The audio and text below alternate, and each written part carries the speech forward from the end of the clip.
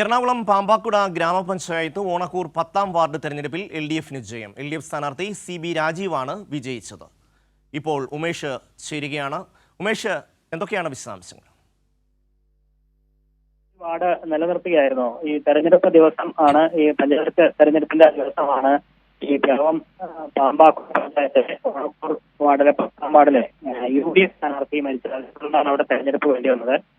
അന്ന് തെരഞ്ഞെടുപ്പ് മാറ്റിവെച്ചിരുന്നു. ഇതിപ്പോൾ തെരഞ്ഞെടുപ്പ് നടന്നു. ഇന്നലെയായിരുന്നു തെരഞ്ഞെടുപ്പ് നടന്നത്. ഇതിപ്പോൾ അതിന്റെ വിധി വന്നപ്പോൾ LDF സ്ഥാനാർത്ഥി CB രാജീവ് ആണ് വിജയിച്ചിരിക്കുന്നത്. 213 വോട്ടുകളുടെ ഭൂരിപക്ഷത്തിലാണ് രാജീവ് വിജയിച്ചിരിക്കുന്നത്.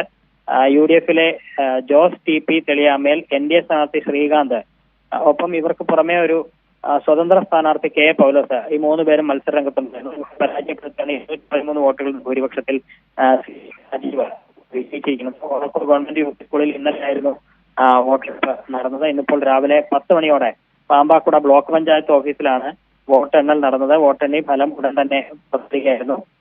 ഡിസംബർ 9-ന്, അതായത് തെരഞ്ഞെടുപ്പ് ദിവസമായ ഡിസംബർ 9-ന് പുലർച്ചെയായിരുന്നു UDF സ്ഥാനാർത്ഥി CS ബാബു വീട്ടിൽ കുഴഞ്ഞു വീണ് മരിച്ച സാഹചര്യം ഉണ്ടായത്. ഇതേ തുടർന്നാണ് അന്നത്തെ തെരഞ്ഞെടുപ്പ് അന്ന് മാറ്റുകയും ഇന്നലെ വീണ്ടും നടത്തുകയും ഇന്നിപ്പോൾ ഫലം പുറത്തുവരികയും ചെയ്തിട്ടുണ്ട്.